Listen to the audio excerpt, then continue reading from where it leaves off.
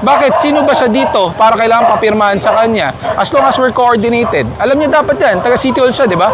Saan siya sa City Hall? Dapat malaman, sir. Huwag na daw pong sabihin. Hindi. Nagpapakilala siya taga City Hall eh. Hindi pwedeng ganon. Dapat meron accountability kung magpapakilala siya. Harangin nyo ay Ranger! Harangin nyo Ranger! Harangin nyo Ranger! Harangin nyo! Harangin nyo! Harangin nyo! Harangin nyo! Harangin nyo! Harangin nyo! Kita nyo yun mga kaibigan, sermon ang inabot niya mga kaibigan kay Gabriel Go. Kaya naman kung sino pang magpapakilala dyan, no, na taga City Hall, kung taga saan man kayo, tigpas kayo mga bossing. So welcome back pala sa reaction video natin at ngayon, ako nga pala si JM at gagawa na naman tayo ng reaction video dito kay Gabriel Go mga kaibigan. Meron na naman panibagong clearing operation na dapat nating mapanood. At alam ko excited na kayo mga kaibigan. Simulan na natin to. Sabay-sabay na tayo dito mga kaibigan. Let's do this. Woo! Dapat malaman, sir. Huwag na daw pong sabihin. Hindi. Nagpapakilala siya taga City Hall eh. Hindi pwedeng ganon. Dapat meron accountability kung magpapakilala siya. Ano ba yan? Harangin nyo ay Ranger! Harangin nyo Ranger! Harangin nyo Ranger! Harangin nyo! Harangin nyo! Okay na. Hinto muna. Baba ka muna.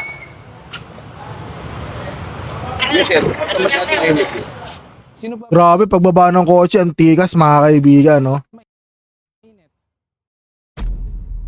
Alright mga kaibigan, di pa kayo nakasubscribe kay Dada ko, subscribe na kayo mga kaibigan. Click yung notification bell. Let's go! Alright mga kaibigan, dito sila ngayon sa Baclaran, no? Tignan natin. Another road clearing na naman to guys. So May 8 nga pala to sinut mga kaibigan, Friday.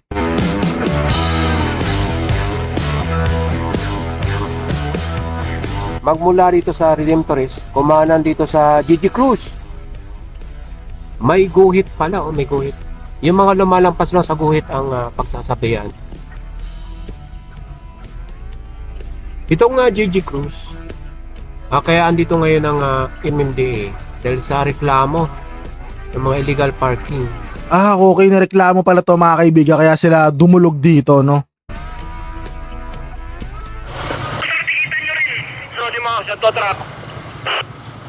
Sige. Tow truck. Asan yung 61? 61, forward ka na. Dali. Kasama natin yung action officer ng MMDA dito sa Paranaque.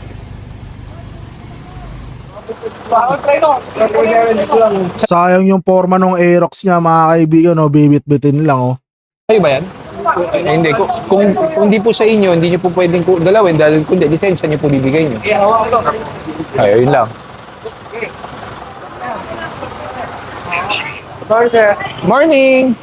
Friday pa lang ngayon. Nasaan ka raw sir? Mga nakarang araw. Marami akong meetings. Meetings and other obligations.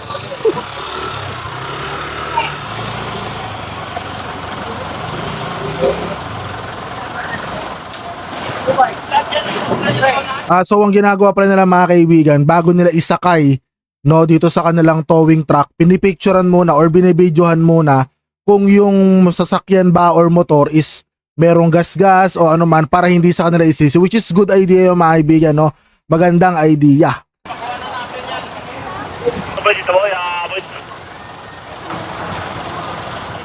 May fans tayo. Hi, doggy. Tara. Walang helmet yan, oh. Oy, walang helmet. Approaching nyo. Dali, walang helmet, huli.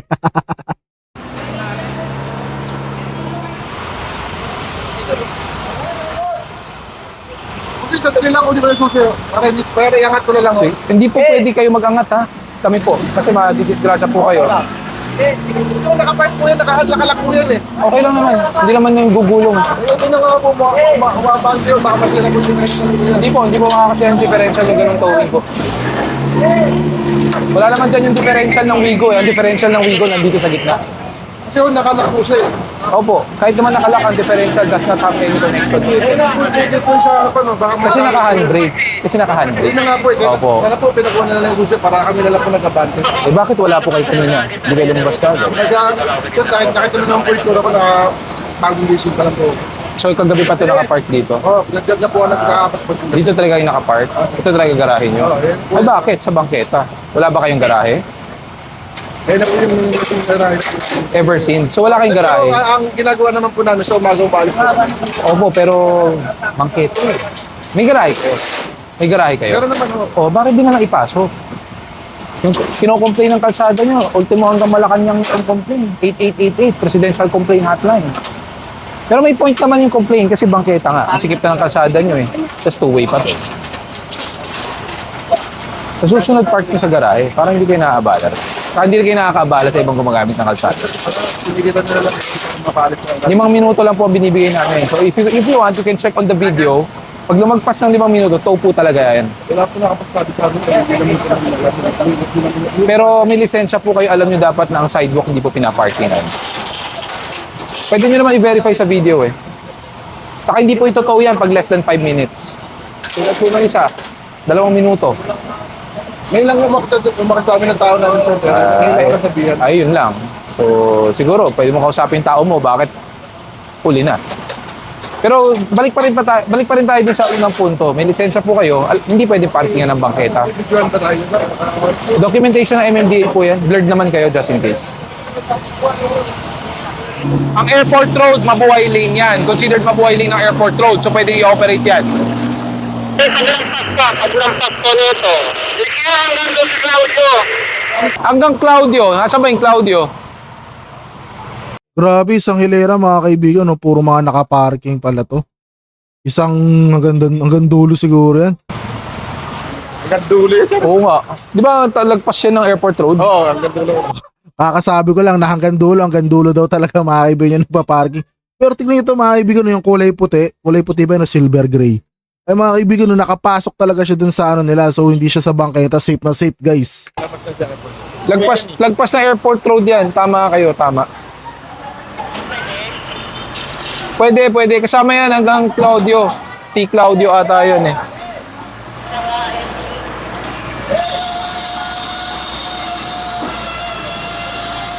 Pwede po ba natin maiusog po ito? Kasi po, lumagpas-lagpas na po kayo halos sa kalsada na. Sige po, paumpisahan na po.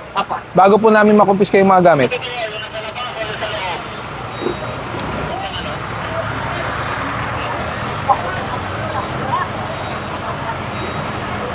Kahit ito lang po. Ito, sakayan. Opo, kahit ito lang po, sakayang lamesa nyo.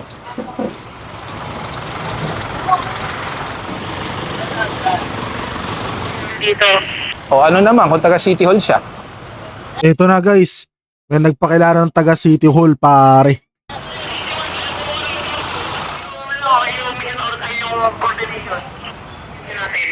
Asan yung nagreklamo na taga City Hall? Daw. Sang dulo bago lumabas sa airport road ba yan? Yung bago lumabas ng airport road, kung gusto na isuhan ng ticket, paglagpas natin ng airport road, corner GG Cruz, dito na po ako naabutan. O sige. Hintayin niya ako. Ano bang complaint niya? Dapat po, naka-record sir, naka-video ako kanina pa. Ang sabi niya po, dapat magpasabi daw po muna at saka dapat daw po ay papipirmahin sa ticket. Yun po yung sabi niya kanina. Eh, wala siya. Paano siya pipirma? Nasaan ba siya? The letter. Ang sabi ko po, diyan po, nakay-service. Nakituyo ko sa kanya kung pwedeng umikot siya at puntahan po sa mobile.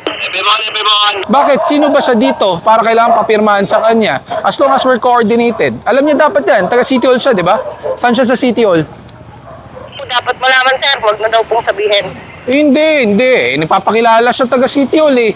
Hindi pwedeng ganon. Dapat, meron accountability kung magpapakilala siya. Asan ba yan? Yan ba? Yung Ranger? Yan sir, sa unahan ko po. Ano ba yan? Harangin nyo yung Ranger! Harangin nyo yung Ranger! Harangin nyo yung Ranger! Harangin nyo! Sir, nakikiusap ko siya. Harangin nyo! Harangin nyo! Harangin nyo! Harangin nyo! Siya ba yung nagpapakilala ng City Hall? ninyo, sir. Bakit sa inyo yung ano? Ganda na reklamo. Sagit lang. Sir, wala kasi akong dalang papel, sir. Pumalta namin yun ang kulay dilaw. Nakadilaw din po ang damit. Hindi, okay na yan, okay na yan, okay na yan. Okay na, hinto muna, hinto muna, hinto muna. Hinto muna, baba ka muna. Sir, ito masyado init. Sino ba mainit? Hindi kasi nagkaano lang Pwede mo umalis. nagulat na kami, sir. Hindi paalis eh. Nakatikit agad. Nakatigil Teka lang, kami, sir. teka lang. Opo. Sa batas, pag dumating ang enforcer na wala ang driver at illegal park, may ticket agad. Ayun nga po, sir, ang problema, sir. Nakikiusap naman kami. Ang problema, hindi sa lahat ng oras ang pakiusap pinagbibigyan. Opo, sir, naintindihan na po namin yun. Pero may lisensya kayo pareho? Hindi siya po yung driver. O ngayon, may lisensya ka, hindi ka ba dumaan ng seminar para ituro sa'yo na ang bangketa hindi pwedeng parkingan? Ano naman po kayo, nakikita po kayo sa vlog eh. Pwede naman pong ano eh, yung pag-ando yung driver. Pwede, ano, Wala ka dun eh.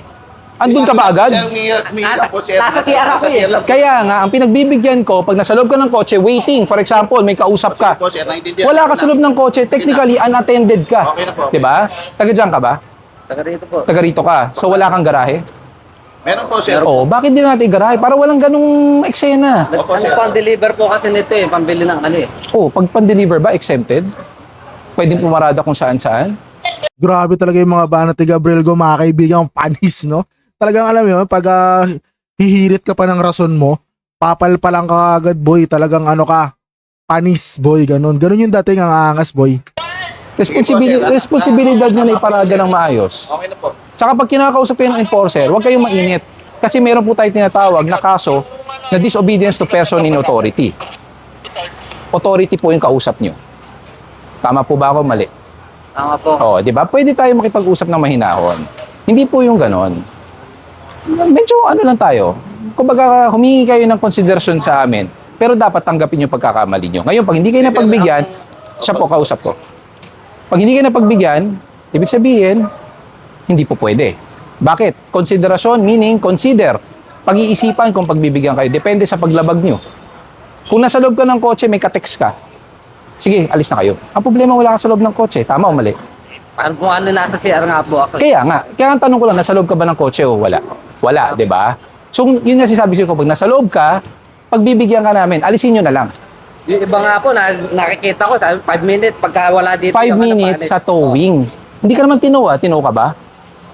Tinow ka ba? Pwede naman paalis. Sa towing. 5 minutes consideration sa towing. Tama ka. Di ba?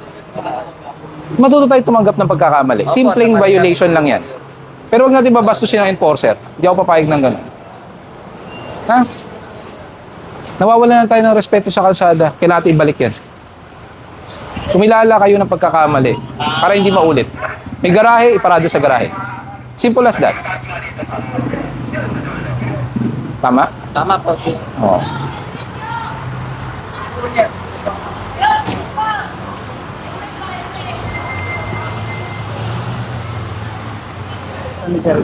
Bakit na naman? Saglit lang ha, i-hold mo yung taga City Hall. Malis na pe, tamakas na dun. Ang alin? Sandal, pala taga si Dol yan. Eh, hanapin nyo, kasuhan ng usurpation. Ba yan? Tumakbo na eh, sa may infinita. Asan naman yung sa'yo, Vic? Anong sasakyan? Yung Toyota AC tumuwan, silver. Hi, Ace. Nasaan? Tingnan nyo kanina. Sa likod pa ba? Sa likod? Silver sa silver. Yung isa, dito boy, pabalikan mo ba ang isang flatbed dito? Saan ka ano? Saan ka assign? Saan ka naka-assign? Saan City Hall Eto na guys, eto na ito inaantabayanan natin. ka? Kanino ka? Hindi, dati po ako sa City Hall. Oo. Usurpation yun dati. Tapos Oo. sasabihin mo City Hall ka? Hindi, tinatanong ko lang po kasi yung ano, sir, yung yung reklamo. Coordinated po. Reklamo galing Malacanang. 8888 Presidential Complaint Hotline. Okay. Ano po yun? Buo po. Buo po. Kasi sa akin na kayo, sir. Nagulat ako kasi. Eh, mali po kayo ng parking. May violation kayo. May lisensya ka. Alam mo ang tama at mali. Di ba? Ano po yun, sir? Huwag ka magpapakilala ng taga City Hall. Kailan po? That's usurpation of authority. Di ba? Thank you po, thank you po. Ayan, sir, po, sir. Saglit lang ha. Papunta na ako dyan. Okay na, Manuba. Nakita ko na sino yung nagpakilala sa'yo. Aga-aga ka mo. Init na mga ulo nila. Bigyan ko yan mga kape mga yan.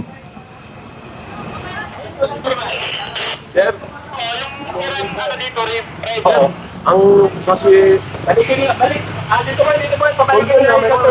may kukunin tayo. Baka pwede siya na ano, magpapaano sana ako. Tigit na lang. Hindi po, lumagpas na po ng 5 minuto eh. Nanggaling ako doon, binalikan ko na nga kayo eh. Ang kailangan natin... Masyado matagal na po ang tagal ng Baka hinihintay. pwede siya ano, pwedeng tigitan na lang ako kasi Hindi po. aalis kami bukas. Pasensya na po kayo. Pag pinagbigyan ko kayo, pati yung taga City Hall, pagbibigyan ko. Pwede, gusto mo makita natin yung video? Pag hindi lumagpas, bibitawan ko.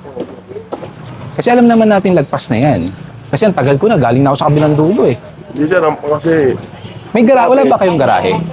wala po kasing ano dito. Ang problema natin, ang complaint nyo galing 8888. Ibig sabihin po nun, galing Presidential Complaint Hotline. Cooperate na lang po tayo. Kung ayaw nyo po, kung ayaw nyo bigay yung susi para may angat natin yan, pwede ko palitan ng tow truck. Flatbed. Pakialis nyo, pakuha nyo na rin yan. Sir, excuse me po. Opo. Ako pwede magtanong. Opo, sige po. Like for example, you have towed our car here. Yes. And then, is it possible that we can have it released also the same day? Kasi Yeah, of course, of course. Of course, of course. May lakad yan kahapon. Of course. You can get the car immediately. Probably when it arrives in Tumana, Marikina, kung makakasama kayo, if you want to accompany the vehicle there, you can have it processed and you can release it immediately. Okay. Can I request to see the video? Para Sure. lang, Oh, yung video daw ng tow truck. Kung ilang minuto na. But I'm pretty sure it went beyond 5 minutes because I came from there. I went there to the dulo. Bumalik po ako. So that's more than 5 minutes. 6 minutes and 10 seconds. Ayan na. It's only a matter of like minutes, 2 minutes? No. No, Protocol-wise, we only give 3 minutes. Personally, we extended it as a precedence because we've been doing that for quite some time as a humanitarian consideration. We extended to 5 minutes. Humanitarian. But then again, you exceeded it 2 minutes. 6 minutes and 10 seconds. 1 minute and 10 Opo. seconds. So, hindi na namin pagbibigyan po yan. Saka the fact na your street is a two-way zone, paano po dadaan ng kotse kung may nakapark doon? Actually, ang masakit sa ano lang. It's just so happy na we've been doing this, we're clearing all the roads all over Metro Manila, and the thing is, from time to time, ganun pa rin. You know what's the problem? What's the problem, sir? Because people lack the self-discipline. People lack being sensitive to other people because they just want the comfort for themselves. It's not about we've been doing it for Panis mga kaibigan, talagang nag-a-adjust siya. No? Kung in-English mo siya, i-English yung rin niya. Pag tinagalog mo siya, Tagalog lang din. Kumbaga, panis talaga boy, ang bangis bumanat na ito ni Idol Gabriel Go, guys. quite some time, paulit-ulit. Yes, because nasanay ang mga tao. Tulad po niyan, I don't know kung kanino po yan. I think the system itself. I think Yes, the system yes, itself. yes. It's also about the system. That's given, no, lahat ng tao dito may mga motor vehicle. How they could park. And we cannot tell them, don't park here.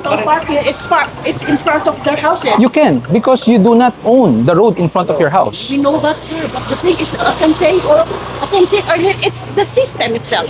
Both ways, the system needs to improve. People need to start improving themselves also. Case in point, Parang pag nakikipag-ano ka sa kanya mga kaibigan, nakikipag-dikdikan ka, no? Parang ikaw pa yung napapaya sa uli mga kaibigan, no? Kaya mabuti na lang, no? Naka-blur yung mga mukha na ito, no? Kasi talaga, grabe guys, yung mali ka na bumabanat ka pa. Yung point mo pointless. Ganun mga kaibigan, grabe. this vehicle, Okay. considered stalled, abandoned, if you are a responsible owner, would you leave it here? Even though it's an old car? No. Yes. Diba?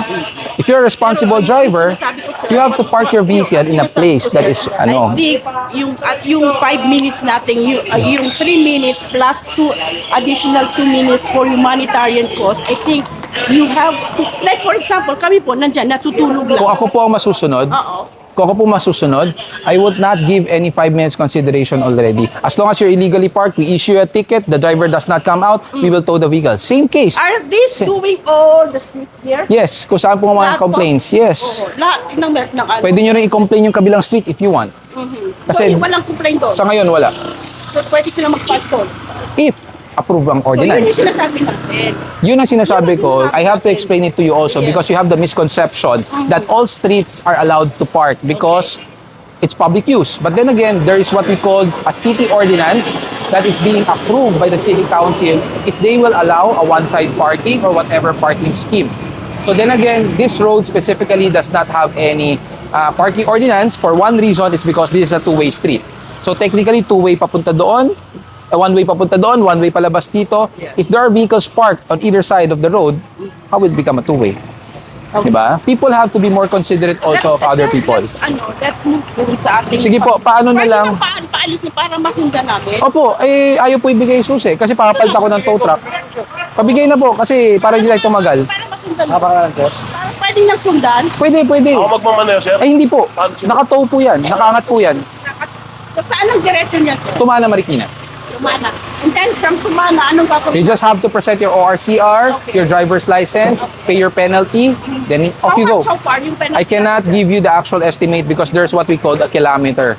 So initially Kilometer there's from here? yes. First four Going to Tumana. Tumana. Yes. Okay. First 4 kilometers is about 1,500. Then there's a succeeding for every kilometer. Probably the condition before does not work anymore for now. Kasi dati, konti ang kotse, Yes. wala masyado mga e-trikes, Right. e-bikes. Especially yung mga... Yeah, so this time, saka hindi ganun karami yung mga tulad nun. No?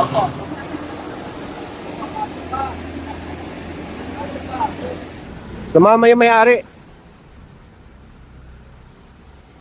Alright guys, thank you for watching mga kaibigan. Nakita nyo, sobrang tindi ng mga banat ni Gabriel Godon mga kaibigan, no?